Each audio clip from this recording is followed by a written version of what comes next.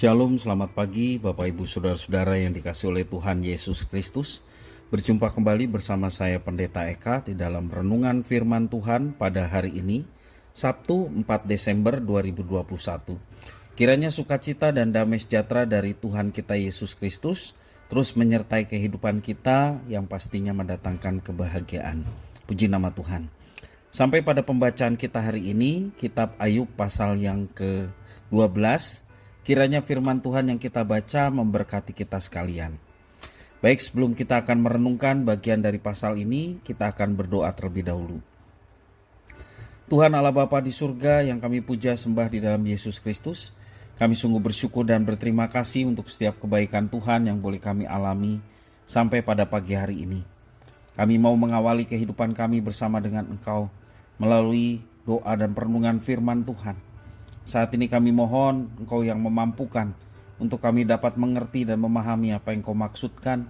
Juga Engkau menolong kami untuk kami dapat menerapkannya dalam kehidupan kami setiap hari. Terpujilah namamu Bapa, demi nama Tuhan Yesus kami berdoa. Amin. Bapak Ibu Saudara-saudara yang dikasihi oleh Tuhan, dari pasal 12 ini kita belajar bagaimana Ayub memberikan jawaban terhadap ketiga sahabatnya yang memberikan tuduhan-tuduhan bahkan penghakiman terhadapnya. Orang yang sombong biasanya merasa dirinya lebih baik, lebih tahu, lebih berhikmat daripada orang lain. Karena itulah mengapa ada orang-orang yang gampang menghakimi seseorang tak kala seseorang tersebut tertimpa sebuah musibah seperti yang dialami oleh Ayub. Mereka seolah-olah tahu segala sesuatu sehingga dengan mudahnya melontarkan tuduhan bahwa karena dosa-dosanya lah seseorang mengalami musibah. Nah, sikap sok tahu inilah yang dilakukan oleh ketiga sahabat Ayub, Elifas, Bildad, dan Zofar. Mereka menuduh bahwa musibah yang terjadi adalah buah dari dosa-dosa Ayub. Jadi itulah inti dari tuduhan ketiga sahabat Ayub, baik Elifas, Bildad maupun Zofar. Ayub merasa bahwa kesombongan dan sikap sok tahu dari ketiga sahabatnya itu telah membutakan mata mereka dari kebenaran yang sejati. Itu yang terungkap dari jawaban Ayub ayat 1 sampai yang ketiga, demikian. Tetapi Ayub menjawab, memang kamulah orang-orang itu, dan bersama-sama kamu hikmat akan mati. Aku pun mempunyai pengertian sama seperti kamu. Aku tidak kalah dengan kamu. Siapa tidak tahu hal-hal serupa itu? Hikmat sejatinya ada pada Allah. Dialah yang berdaulat dan maha tahu dari segala sesuatu yang terjadi atas hidup manusia. Karena itu orang yang menyadari bahwa hikmat dan kebenaran hanya ada pada Tuhan seharusnya tidak menjadikan dirinya menjadi orang yang sombong, orang yang merasa pintar, merasa hebat daripada manusia yang lain. Apalagi menghakimi orang lain yang sedang menderita, pasti karena dosa dan patut dicela. Celakanya orang yang sombong menyangka bahwa sikap sok tahu mereka tidak akan mendatangkan murka Tuhan. Itu yang dipikirkan oleh banyak orang sombong. Saya baca ulang dalam ayat 7 sampai 12, demikian firman. Tetapi bertanyalah kepada binatang, maka engkau akan diberinya pengajaran. Kepada burung di udara, maka engkau akan diberinya keterangan. Atau bertuturlah kepada bumi, maka engkau akan diberinya pengajaran. Bahkan ikan di laut akan bercerita kepadamu. Siapa di antara semuanya itu yang tidak tahu bahwa tangan Tuhan, tangan Allah yang melakukan itu? Bahwa di dalam tangannya terletak nyawa segala yang hidup dan nafas setiap manusia. Bukankah telinga menguji kata-kata seperti langit-langit mencecap makanan? Konon hikmat ada pada orang yang tua dan pengertian pada orang yang lanjut umurnya. Nah, Bapak Ibu Saudara-saudara, mari belajar untuk memahami siapa diri kita di hadapan Tuhan. Tuhan adalah Sang Pencipta kita. Ingatlah nasihat Ayub. Bahkan orang tua yang konon paling berpengalaman pun tidak boleh merasa bahwa dirinya paling berhikmat. Itu dikatakan Ayub ayat yang ke-12. Konon hikmat ada pada orang yang tua, dan pengertian ada orang yang lanjut umurnya. Sekali lagi, orang yang dikatakan berhikmat seperti orang tua atau orang yang lanjut umurnya pun, ya, bahkan dikatakan paling berpengalaman dalam hidupnya, tidak boleh merasa dirinya paling berhikmat, paling benar.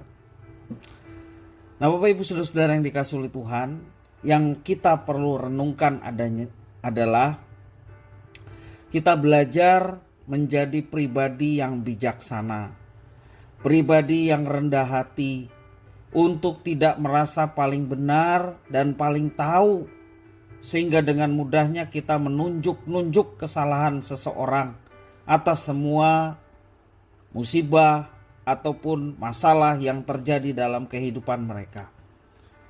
Orang berhikmat merasa tidak tahu apa-apa dan rendah hati, sehingga bisa menghibur orang yang tertimpa musibah. Karena itu Bapak Ibu Saudara-saudara yang dikasihi Tuhan, mari kita senantiasa bijaksana. Dalam menghadapi segala sesuatu, kita yang terbatas memohon kepada Tuhan yang tidak terbatas untuk diberikan hikmat pengertian supaya kita tidak salah melangkah. Karena itu pentingnya kita selalu membaca firman Tuhan. Karena sejatinya hikmat itu adalah milik Tuhan. Untuk kita bisa memiliki hikmat Tuhan, maka yang perlu kita lakukan adalah terus senantiasa dekat kepadanya, terus memasang telinga dan hati kita untuk kebenaran firman-Nya, sehingga yang menguasai hidup kita, pengertian-pengertian, kebenaran-kebenaran yang kita miliki dan kita jalani kehidupan ini berasal dari Tuhan. Karena kita mau dekat dengan Tuhan dan memasang telinga hati kita untuk kebenaran firman-Nya. Nah, Bapak Ibu Saudara-saudara yang dikasihi oleh Tuhan, marilah kita senantiasa terus belajar, sebab kita dikatakan murid, ya. Di dalam Kisah Para Rasul pasal 11 ayat yang ke-26, untuk pertama kalinya di Antioquia murid-murid Kristus disebut Kristen. Artinya kalau kita menyatakan diri Kristen, maka kita adalah murid. Kalau kita adalah murid, kita sedia belajar dari guru kita. Apa yang dikatakan, kita percaya bahwa itulah yang harus kita lakukan. Karena ketika kita melakukan itu, maka Tuhan yang akan memberkati. Karena Dia melihat kita ternyata orang-orang yang hidup dalam ketaatan kepadanya. Jangan saling menghakimi. Jangan merasa bahwa kita lebih benar, lebih baik daripada orang lain, sehingga kita sering kali mudahnya menuding orang lain bersalah ataupun melakukan tindakan-tindakan yang tidak baik. Tapi baiklah kita introspeksi untuk senantiasa terus belajar sesuai dengan porsi yang dipercayakan pada kita. Mari kita pergunakan semuanya itu dengan sebaik-baiknya, sehingga nama Tuhan dipermuliakan dalam kehidupan kita setiap hari. Kiranya firman Tuhan ini memberkati kita sekalian. Mari kita berdoa.